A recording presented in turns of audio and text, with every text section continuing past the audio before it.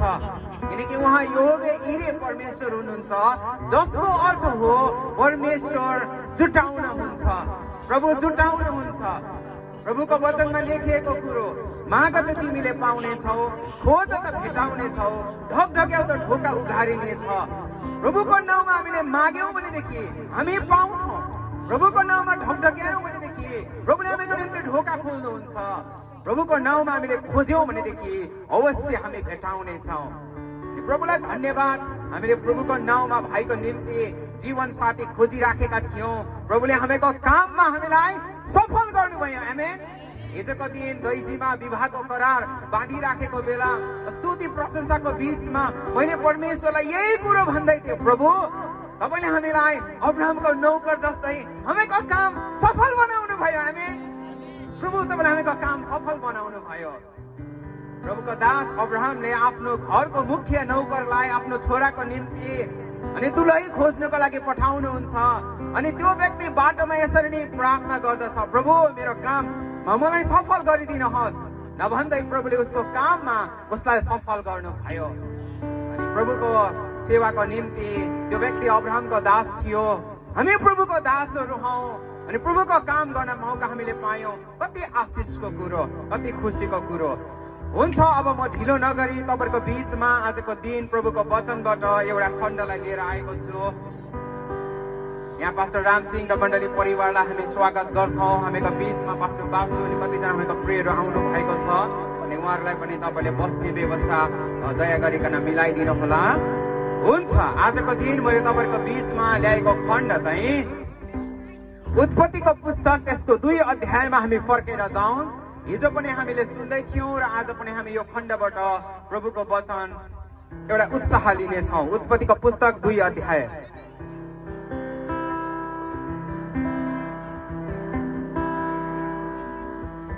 यसको 20 पददेखि म तपाईहरुको बीचमा पढिदिनेछु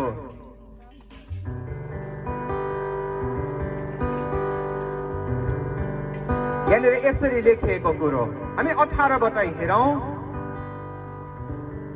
फेरि प्रभु परमेश्वरले भन्नुभयो मानिस एक्लो रहन असल छैन म त्यसको निम्ति त्यसलाई सुहाउने एउटा सहयोगी बनाउने छु प्रभुले सबै वन पशु र आकाशका सबै पंक्षीहरूलाई भूमिबाट बनाएर मानिसले तिनीहरूको नाउँ के नाउँ राख्दो रहेछ भनी हेर्न तिनीहरूलाई मानिस कहाँ ल्याउनु भयो र मानिसले हरेक प्राणीलाई जे नाउँ दिए त्यही अनुसार त्यसको नाउँ भयो अनि मानिसले सबै पालिने पशु आकाशका पंक्षी र सबै वन पशुहरूको नाउँ राखे तर आदमको निम्ति तिनलाई सुहाउँदो कोही सहयोगी पाएन यसकारण प्रभु परमेश्वरले मानिसलाई मस्त निद्रामा पार्नुभयो तिनी निदाएको बेलामा तिनको करङहरू मध्ये एउटा निकालेर त्यसको ठाउँमा मासु भरिदिनु भयो जुन करङ प्रभु परमेश्वरले मानिसबाट निकाल्नु भएको थियो त्यसबाट एउटा स्त्री बनाएर मानिस कहाँ ल्याउनु भयो र मानिसले भने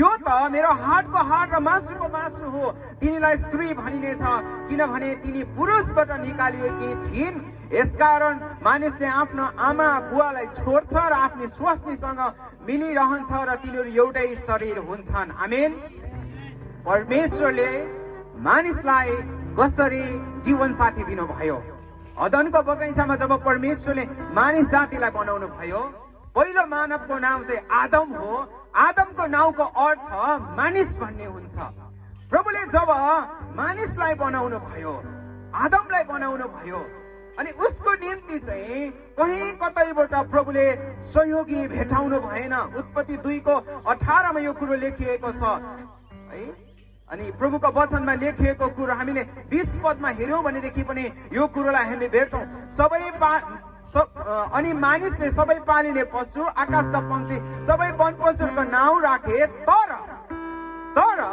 आदमको निम्ति तिनलाई सुहाउँदो कोही सहयोगी पाएनन् प्रभुले सबै कुरोहरू बनाउनु भएको थियो प्रियहरू आदमको निम्ति तर आदमलाई सुहाउने जीवन साथी प्रभुले भेटाउनु भएन अनि प्रभुले चाहेको भएदेखि आदमलाई प्रभुले जसरी माटोबाट बनाउनु भयो जीवनको सास फुकिदिनु भयो त्यस प्रकारले परमेश्वरले आदमको निम्ति जीवन साथी बनाउन सक्नुहुन्थ्यो परमेश्वरमा केही कुरो असम्भव थिएन उहाँले आदमलाई जसरी बनाउनु भयो माथुबाट त्यसरी नै परमेश्वरले हवालाई पनि बनाउन सक्नुहुन्थ्यो, तर प्रभुले त्यसरी बनाउनु भएन। एउटा कारण छ किन प्रभुले त्यसरी बनाउनु भएन, किन प्रभुले त्यो बाटो रोज्नु भएन।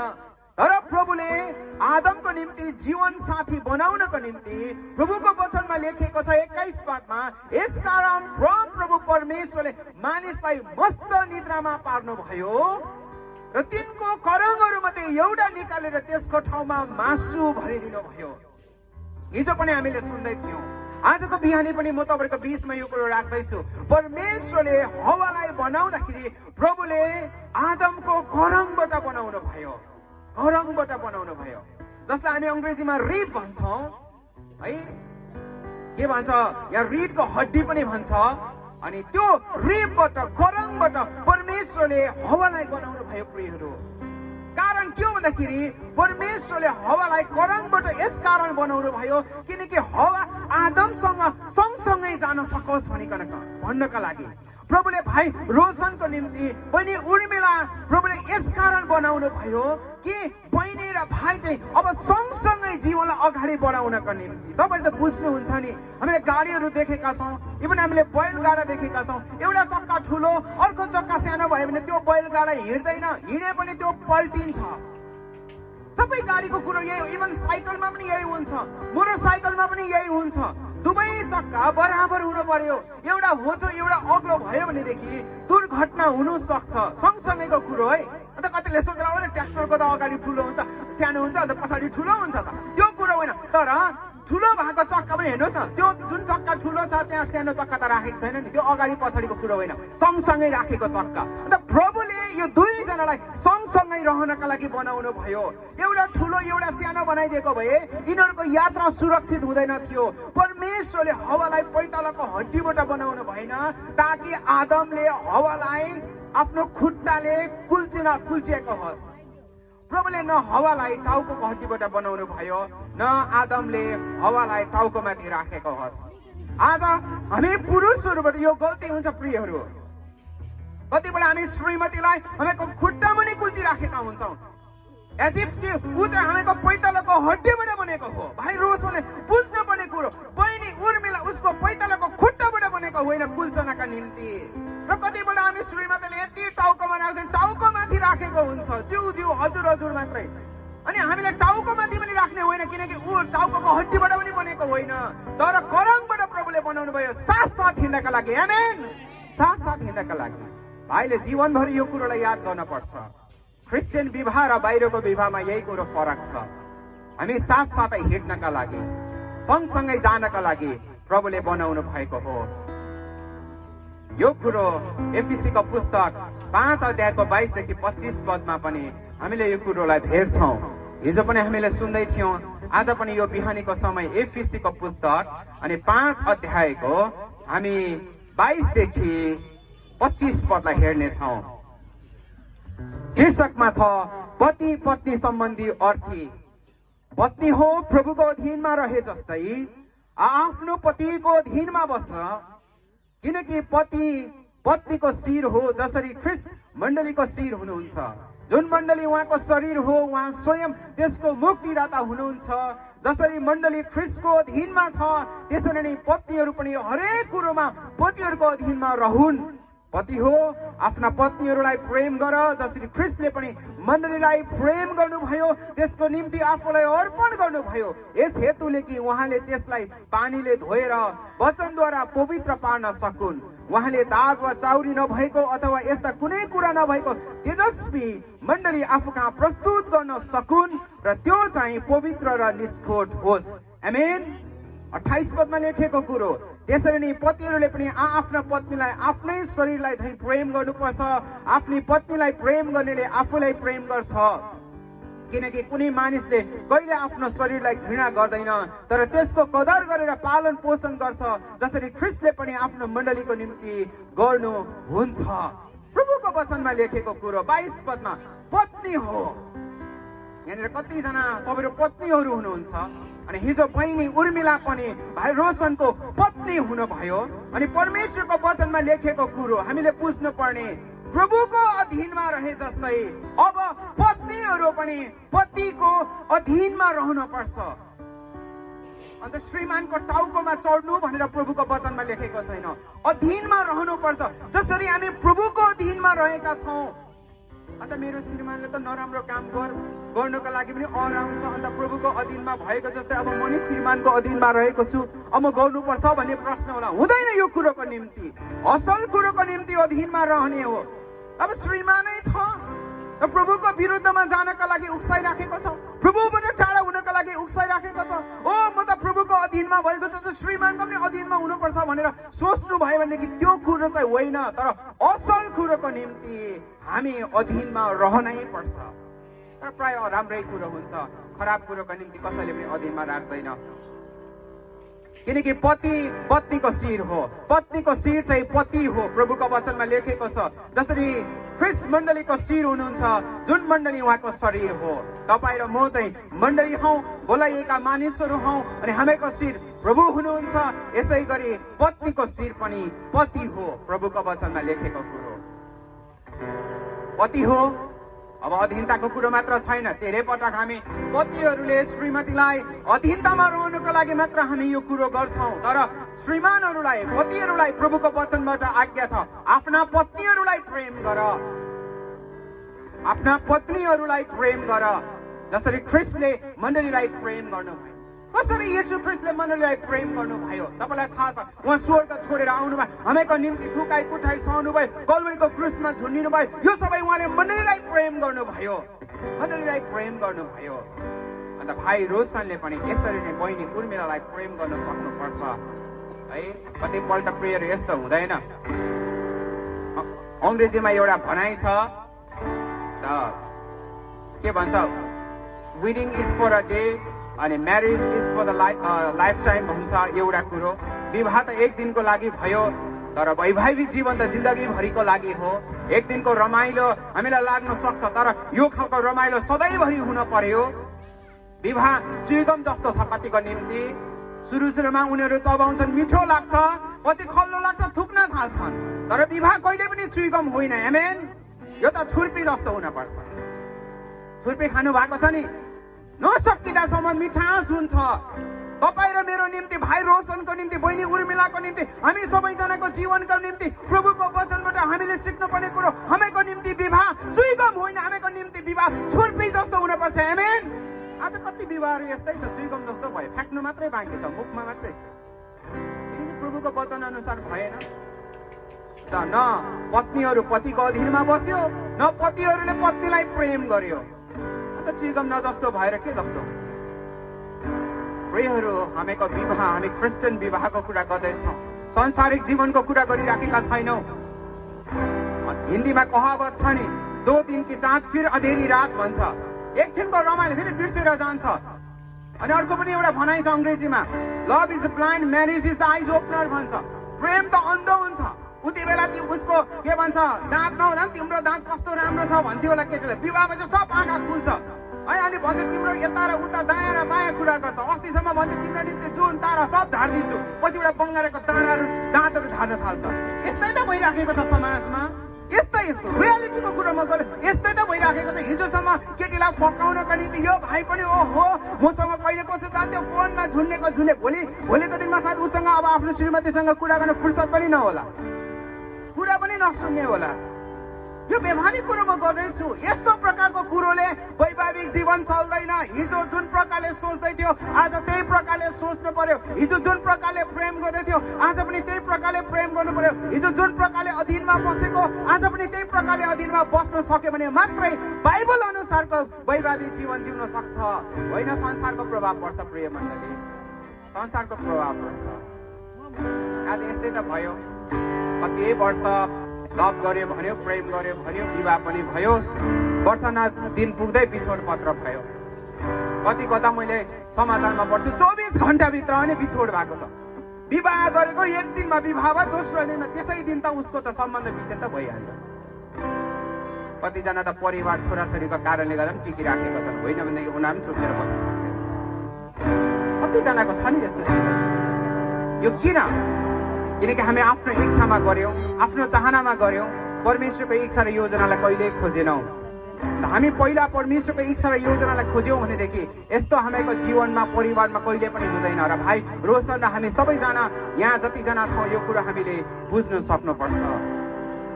आजको दिन एउटा समर्पणताको वचन म तपाईँहरूको बीचमा पढ्न चाहन्छु। रुथको पुस्तक 1 अध्याय हामी निकाल्नेछौँ। रुथको पुस्तक 1 अध्याय तपाईँले मसँग निकाल्नुहोस् अनि त्यसको 16 पददेखि म तपाईँहरूको बीचमा पढिदिनेछु।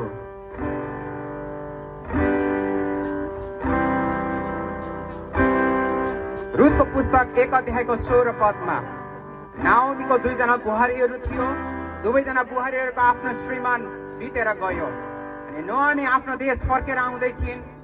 बाटोमा उनले आफ्नो 2 जना बुहारीहरूलाई भनिन्, तिमीहरू आफ्नो देश फर्केर जाऊ, मोआब देश फर्केर जाऊ। तर 1 जना बुहारी फर्केर गइन्। एउटा बुहारीले यसरी नोआमीलाई भनिन्। रुथको पुस्तक 1 अध्यायको 16 पद। रुथले जवाब दिइन्, नाओमीलाई जवाब दिएको कुरो, मलाई फर्केर जान र तपाईँलाई छोड्न कर नगर्नुहोस्। तपाईँ जहाँ जानुहुन्छ म त्यही जानेछु, तपाईँ जहाँ बस्नुहुन्छ म त्यही बस्नेछु। तपाईँका मानिसहरू मेरा मानिसहरू हुनेछन् अनि तपाईँका परमेश्वर मेरा परमेश्वर हुनेछन्। तपाईँ जहाँ मर्नुहुन्छ म त्यही मर्नेछु, त्यही नै गाडिनेछु। मृत्यु बाहेक अरू कुनै कुराले तपाईँ र मलाई अलग गरेमा प्रभुले मसँग अति पनि कडा व्यवहार गरून्। रुथले आफूसँग जाने दृढ संकल्प गरेको देखेर नाओमीले अरू केही भनिनन् अनि दुवैजना हिँडे र बेतलेहममा आइपुगे। जब तिनीहरू बेतलेहममा आइपुगे तब जम्मै सहरमा हलचल मचियो। आइमाहरूले भन्न लागे, के यिनी नाओमीले हुन्? हिजोको दिन विवाहको कार्यक्रम भयो, पवित्र विवाहको करार बाँधियो। बहिनी उर्मिला दैजी बेतकोट नगरपालिका वडा नम्बर 10बाट हामीको बीचमा आउनुभयो। उहाँ पनि यो रुथले जस्तो आफ्नो मानिसहरूलाई छोडेर आउनुभयो। अबको दिन अबको बाँकी जीवनमा बहिनी उर्मिलाले पनि प्रभुको अगाडि यो कुरो भन्न सक्नुपर्छ, रुथले जस्तै होइन। कतिपल्ट के हुन्छ, माइती घर छोड्यो तर माइती घरको प्रभाव हामीले छोडेका हुँदैनौँ कति कुरोहरू, अनि कुरोहरू कतिपल्ट मिल्दैन अनि हामी यहाँको मानिसहरू हामीले स्वीकार गरेकै हुँदैनौँ है। जतिको उहाँको आमा बुवाहरू हुनुहुन्छ, अब भाइ रोशनको आमा बुवालाई पनि उहाँले आफ्नै आमा बुवा जस्तो ठान्नुपर्छ। तल माथि हुने बित्तिकै कुरो बिग्रिन थाल्छ। अब परिवार अगाडि बढ्दैन। अबको दिनमा बहिनी उर्मिलाले पनि रुथले भनेको जस्तै भन्नुपर्छ, तपाईँ जहाँ जानुहुन्छ म त्यही जानेछु। यो एउटा करार हो प्रियहरू। तपाईँ जहाँ बस्नुहुन्छ म पनि त्यही बस्नेछु। तपाईँका मानिसहरू मेरा मानिसहरू हुनेछन्। बहिनी उर्मिलाले भन्न सक्नुपर्ने रोशन भाइको परिवार अब मेरो परिवार, अनि भाइ रोशनले पनि भन्नुपर्छ। यस्तो होइन कि बहिनीको मात्र जिम्मेवारी हो, अब भाइ रोशनको पनि जिम्मेवारी छ। बहिनी उर्मिलाको परिवारहरू भाइले पनि भन्न सक्नु मेरो परिवार हो, मेरो दाजु मेरो भाउजू मेरो आमा बुवा हुनुहुन्छ। आमेन। उहाँले पनि त एउटा जिम्मेवारी छ, दोहोरो हो नि त, एउटा कुरो त होइन। अनि तपाईँको परमेश्वर मेरो परमेश्वर हुनुहुनेछ। तपाईँ जहाँ मर्नुहुन्छ म त्यही मर्नेछु, त्यही गाडिनेछु। हेर्नुहोस् त, यी 2 जनालाई के कुरोले अलग गर्दैछ? झैझगडाले होइन, रिस रागले होइन, एउटै कुरोले, मृत्युले बाहेक। अब तपाईँ र मलाई कसैले अलग नगरोस्। क्रिस्चियन विवाहको रहस्य र करार यही कुरोको हो। मृत्युले यी 2 जनालाई अलग नगरेसम्म अब हामी कसैलाई पनि अधिकार छैन यी 2 जनालाई एक आपसबाट अलग गर्नको निम्ति। हामीले यो कुरोलाई बुझ्न सक्नुपर्छ प्रियहरू।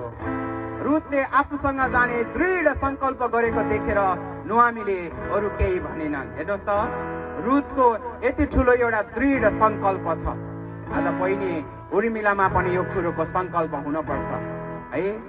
भाइ रोशनसँग हिँड्न बढ्न र प्रभुमा अगाडि बढ्नको निम्ति। जब यी 2 जनाहरू बेतलेहममा आइपुगे, प्रभुको वचनमा लेखेको छ त्यो सहरमा हलचल मचियो। यसरी समर्पित भएर रुथ आफ्नो ठाउँ आफ्नो देश छोडेर आएको कारणले गर्दा बेतलेहममा ठुलो हलचल मचियो प्रियहरू। आमेन। आज दमौराको गाउँमा आशिष मण्डलीमा यो ठाउँमा बहिनी उर्मिलाको उपस्थितिको कारणले गर्दा हलचल मचिन सक्छ यदि बहिनीमा यो प्रकारको समर्पणता हुन सकेको कारण नोआमी र रुथ फर्किँदाखेरि बेतलेहम सहरमा हलचल मचियो, किनकि यिनीहरूकोमा संकल्प थियो, दृढ संकल्प थियो। कतिपल्ट हामीमा हुँदैन यो कुरोहरूको निम्ति। प्रियहरू, अब सबै कुरो हामी प्रभुको हातमा राख्न सक्नुपर्छ। आजका पत्नीहरूमा रुथको जस्तो समर्पणता चाहिन्छ है। सबै समस्याहरू श्रीमानको टाउकोमा र बास्केटमा राखिदिएर पारिवारिक समस्याको समाधान हुन सक्दैन। कतिपल्ट हामीले पनि रुथको जस्तो चरित्र प्रदर्शन गर्न नसकेको कारण, त्यो प्रकारको समर्पणताका साथ जीवन जिउन नसकेको कारण हामीको जीवनमा समस्या आउँछ। हेर्नुहोस् प्रियहरू, हामी गल्ती अरूमा देखाउँछौँ। तपाईँलाई थाहा छ, जब म एउटा औँलाले कसैलाई यस्तो गर्छु, तपाईँले देख्नु भयो भने कतिवटा औँला मतिर तेर्सेको छ? 3 औँला मतिर तेर्सिँदैछ, तपाईँतिर एउटा औँला मात्र तेर्सेको छ। कतिपल्ट हामी समस्या यो हो र यो हो भन्ने मात्र कुरा गरिराखेका छौँ। परिवार, आज कतिको परिवारमा समस्याहरू आइराखेको छ। कतिपल्ट हामी त्यो समस्याको पार्ट म पनि हुँ भन्ने हामी हेक्का राख्दैनौँ अनि हामी सम्झन्छौँ सबै समस्याको जड यो हो। होइन प्रियहरू, हामी पनि छौँ। आज हामीका पत्नीहरूमा रुथको जस्तो समर्पणता हुनपर्छ भनेदेखि हामीका पतिहरू, हामीका श्रीमानहरू चाहिँ अयुब जस्तो हुन सक्नुपर्छ। अयुबको सहनशीलता हेर्नुहोस् त, म एउटा खण्ड तपाईँलाई पढिदिन्छु। अयुबको पुस्तक 2 अध्यायको अनि 8 देखि 11। अयुबलाई उसको श्रीमतीले यसरी उक्साउँदा पनि अयुबले आफ्नो शान्ति कायम गरे। अयुबको पुस्तक 2 अध्यायको 8 पदमा यसरी लेखिएको छ,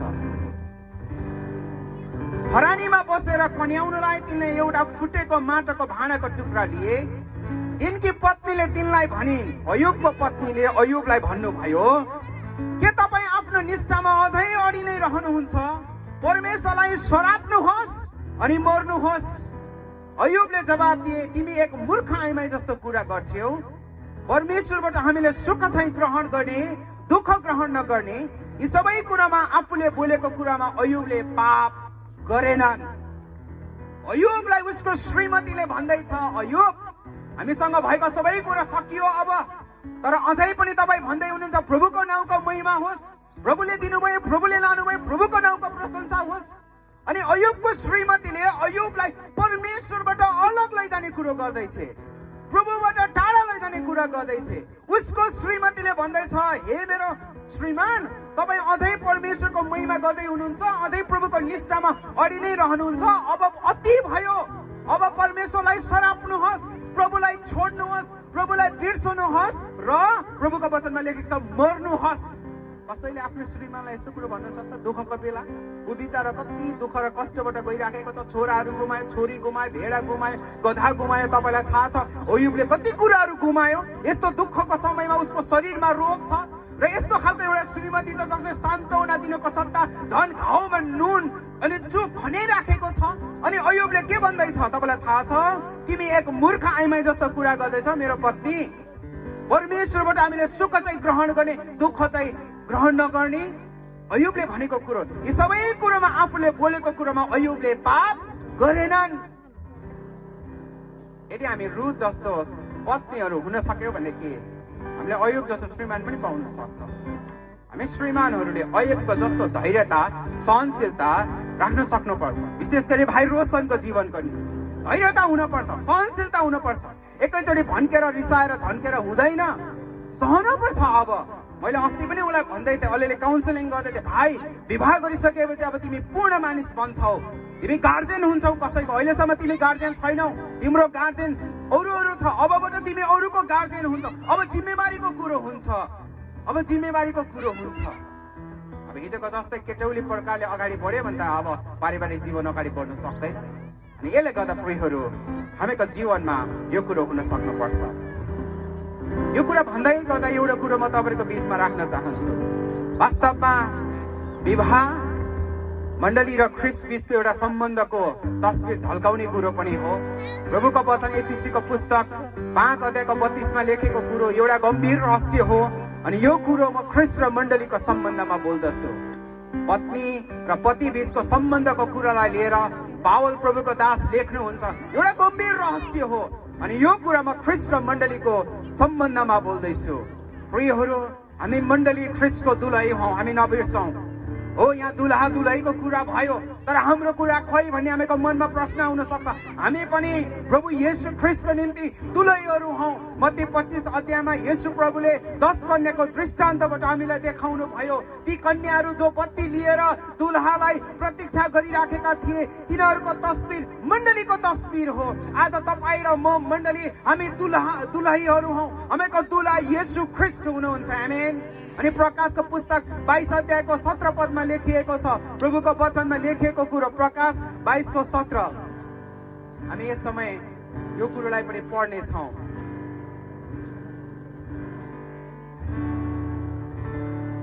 यहाँनिर यसरी लेखिएको छ, पवित्र आत्मा र दुलही भन्नुहुन्छ, आउनुहोस्।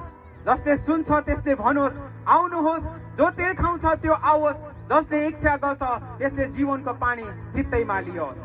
पवित्र आत्मा र दुलही भन्नुहुन्छ। अब पवित्र आत्मा को हुनुहुन्छ भनेर मैले तपाईलाई बताउनु पर्दैन।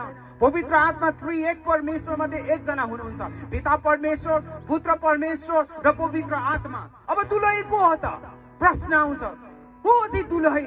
दुलही तिनीहरू नै हुन् जोहरू येशू ख्रीष्टको दोस्रो आगमनको प्रतीक्षा गरिराखेका छन्। कोहरू येशू ख्रीष्टको दोस्रो आगमनको प्रतीक्षा गरिराखेका छन्? तपाईँ र म, जसलाई हामी मण्डली भन्छौँ। अनि मण्डली ख्रीष्टको दुलही हो। आमेन। तपाईँ र मेरो दुलहा हुनुहुन्छ। उहाँ नआउँदासम्म हामीले पवित्र र निष्ठोर जीवन जिउन पर्छ। प्रिय मण्डली, हवालाई नपाउँदासम्म आदम एक्लो थियो। अनि प्रभुले आदमको विषयमा यही कुरा भन्नुभयो, मानिस एक्लो रहन असल छैन। आज प्रियहरू, तपाईहरू पति हुनुहुन्छ होला, तपाईसँग पत्नी छ, तपाईँको विवाह भयो, तपाईँको आमा बुवा छ होला, आफन्तहरू छ होला, तर पनि तपाईँले आदमले जस्तो एउटा एक्लोपनको महसुस गरेको हुन सक्छ। श्रीमान श्रीमती हात जोडेर हिँड्दा पनि एक्लोपनको महसुस गर्न सकेको हुन सक्छ। परिवारमा हुँदा पनि एक्लोपनको महसुस गरेको हुन सक्छ। अनि म आज तपाईलाई प्रभुको वचनबाट उत्साह दिन चाहन्छु। एकजना हुनुहुन्छ जसले त्यो एक्लोपन हटाउन सक्नुहुन्छ। एकजना हुनुहुन्छ जसले तपाईलाई संगति दिन सक्नुहुन्छ। एकजना हुनुहुन्छ जसले तपाईलाई उत्साह दिन सक्नुहुन्छ। एकजना हुनुहुन्छ जसले तपाईलाई मद्दत गर्न सक्नुहुन्छ। एकजना हुनुहुन्छ जसले तपाईलाई उद्धार र मुक्ति दिनुहुन्छ। एकजना हुनुहुन्छ जो तपाईको सहयोगी बन्न चाहनुहुन्छ। एकजना हुनुहुन्छ जसले तपाईलाई सल्लाह दिन चाहनुहुन्छ। एकजना हुनुहुन्छ जसले तपाईलाई सान्त्वना दिन चाहनुहुन्छ। उहाँ एकमात्र प्रभु येशू ख्रीष्ट हुनुहुन्छ। आज उहाँलाई तपाईले आफ्नो हृदयमा ग्रहण गर्नुहुन्छ। पत्नी पाएर पनि एक्लो भएको होला, कोही पति पाएर पनि कोही एक्लो भइराखेको होला, आमा बुवा भएर पनि कोही एक्लो महसुस गरिराखेको होला। अरे म त एक्लो छु, मानिसहरूको बीचमा भइराखेको बेला नि म एक्लो छु भन्ने उसलाई फिलिङ भइराखेको होला, लोनलीनेस भइराखेको होला। आज म तपाईँलाई प्रभुको वचनबाट उत्साह दिन चाहन्छु। उहाँ पवित्र आत्माको विषयमा लेखिएको छ। उहाँ अचम्मको सल्लाहकार हुनुहुन्छ। उहाँ शान्तिको आत्मा हुनुहुन्छ। उहाँ सल्लाहकार हुनुहुन्छ। आज तपाईँ उहाँले तपाईँलाई सल्लाह दिन चाहनुहुन्छ, सान्त्वना दिन चाहनुहुन्छ के उहाँ येशू ख्रीष्टको दुलही बन्नका लागि तपाईँ तयार हुनुहुन्छ। यो सबैलाई तपाईँलाई दिएको निमन्त्रणा हो कि आज तपाईँ तयार हुनुहुन्छ उहाँ येशूलाई आफ्नो हृदयमा निम्त्याउनको लागि। म पनि येशू ख्रीष्टको दुलही बन्न चाहन्छु। मेरो दुलहा येशू ख्रीष्ट हुनुहुन्छ र म पनि उहाँको दोस्रो आगमनलाई प्रतीक्षा गर्न चाहन्छु। यदि तपाईँले मेरो आवाज सुन्दै हुनुहुन्छ भनेदेखि तपाईँले येशूलाई ग्रहण गर्न सक्नुहुन्छ। आमेन। होइन भनेदेखि प्रियहरू, यो एक्लोपन हट्दै जाँदैन, एक्लोपन हटेर जाँदैन। आज कतिजना एक्लो छन् परिवारको बीचमा हुँदा? कतिजना हामीको प्रियहरू हामीको वरपरै देख्यौँ। कतिजना छुनेर मरे, कतिजना विष खाए, कतिजना केही भयो, कतिजना केही भयो। किन? सबै कुरो थियो त, के भयो? एक्लोपन भयो नि। एक्लोपन भयो। श्रीमानसँग श्रीमती छ, श्रीमतीसँग श्रीमान छ, छोराछोरीसँग आमा बुवा छ, तर पनि एक्लो महसुस गर्यो। किन? किनकि ऊ भित्र परमेश्वर हुनु हुँदैन। प्रभुको वचनमा लेखेको कुरो प्रभु भन्नुहुन्छ प्रकाश 3को 20मा, हेर म ढोकामा उभिएर ढकढक्याउँछु, तिमीले मेरो स्वर सुनेर आफ्नो हृदयको ढोका खोलिदियो भनेदेखि म तिमीहरू भित्र आउनेछु, तिमीहरूसँग भोजन खानेछु। आज परमेश्वर तपाईँसँग आउन चाहनुहुन्छ विवाहको भोजमा। अन्त यो विवाहको भोज जस्तो होइन र विवाह सकेपछि हामी भोजको व्यवस्था गर्छौँ, किनकि हामी उहाँको दुलहा हौ, दुलही हौ। उहाँ हामीको दुलहा हुनुहुन्छ। उहाँ जब हामीलाई आउनुहुन्छ एउटा विवाहको भोज हुन्छ। अनि विवाहको भोज भइसकेपछि अवश्य भोज खुवाउन पर्यो। तपाईँले यो पदलाई त्यतिखेर बुझ्नुहुन्छ। प्रियहरू, आजको दिन प्रभुले हामीलाई आशिषित गरून्। म वचनको खण्डलाई यही राख्न चाहन्छु। र आउनुहोस् हामी प्रार्थना गरौँ। हामीका आँखाहरू बन्द गरौँ। यदि तपाईँहरूमध्ये कोही नयाँ हुनुहुन्छ, साथै मैले येशूको बारेमा सुने, म पनि येशूलाई ग्रहण गर्न चाहन्छु र म पनि येशूको दुलै हुन चाहन्छु र म पनि यो एक्लोपनबाट बाहिर आउन चाहन्छु। हो, आज मसँग सबै कुरो छ, तर पनि म एक्लो महसुस गरिराखेको छु। साँच्चै मलाई येशूले सहायता गर्न सक्नुहुन्छ भने तपाईँलाई लागिराखेको छ भनेदेखि नजिकैको मण्डलीमा तपाईँ आउन सक्नुहुन्छ अनि शनिबारको सेवामा तपाईँ सहभागी हुन सक्नुहुन्छ। हेर्नुहोस्, हामीलाई राम्रो काम गर्दा लाज लाग्छ, नराम्रो काम गर्नु लाग्दा लाज लाग्दैन मानिसहरूलाई। यो एउटा असल कुरो हो। यसको निम्ति आफूलाई तपाईँले नरोक्नुहोस्, न हिचकिचाट तपाईँले नगर्नुहोस्। प्रभुले तपाईँलाई मद्दत कृपा गर्नुहुनेछ। आउनुहोस् हामी प्रार्थना गरौँ। प्रभु, हामी तपाईँलाई धन्यवाद दिन्छौँ। तपाईँ परमेश्वरको नाउँको हामी प्रशंसा गर्दछौँ। प्रभु, टाढा नजिकबाट तपाईँले आफ्ना प्रियहरूलाई यस जग्गामा भेला गर्नुभयो। तपाईँ परमेश्वरलाई धन्यवाद। प्रभु, हामी विशेष गरी प्रार्थना गर्छौँ, येशू तपाईँले मात्रै हामीको एक्लोपनलाई हटाउन सक्नुहुन्छ। येशू तपाईँलाई हामी दुलहाको रूपमा हामीको जीवनमा स्वागत गर्दछौँ। आउनुहोस् पवित्र आत्मा, तपाईँको नाउँको प्रशंसा, तपाईँको नाउँको बढाई सदा सर्वदा भएको होस्। प्रभु, हामी प्रार्थना गर्दछौँ, हे प्रभु, भाइ रोशन र बहिनी उर्मिलाको निम्ति उहाँहरूको दुवैजनाको वैवाहिक जीवन आशिषमय हुन सकेको होस्। मृत्युले अलग नगर्दासम्म प्रभु यिनीहरूको वैवाहिक जीवन आशिषमय हुन सकेको होस्। प्रभु, कहीँ कतैबाट प्रभु एक आपसबाट अलग हुने होइन, तर तपाईँ प्रभुमा समर्पणताको साथ जीवन जिउने छोराछोरी बनाउनुहोस्। प्रभु, धन्यवाद सबै कुराहरूको निम्ति प्रार्थना गर्छौँ प्रभु येशू ख्रीष्टको नाममा, आमेन। हुन्छ, अब हामी आजको रिसेप्सनमा हामीले राखेको छोटो सेवा हामीले यही सक्न लागिराखेका छौँ। त्योभन्दा अगाडि हामी भाइ रोशन अनि बहिनी उर्मिलाको निम्ति हामी आशिषको प्रार्थना गरिदिनेछौँ। हिजो पनि त्यो जग्गामा भयो अनि आज यति सुन्दर कार्यक्रम यस ठाउँमा भएको छ। अनि भाइ र बहिनीको निम्ति हामी जतिजना पास्टर्सहरू छौँ, हामीको बिचमा पास्टर रामसिंह हुनुहुन्छ, उहाँको मण्डलीको अगुवाहरू हुनुहुन्छ। मैले भर्खर देखिराखेको छ हामीको बासुदाई अनि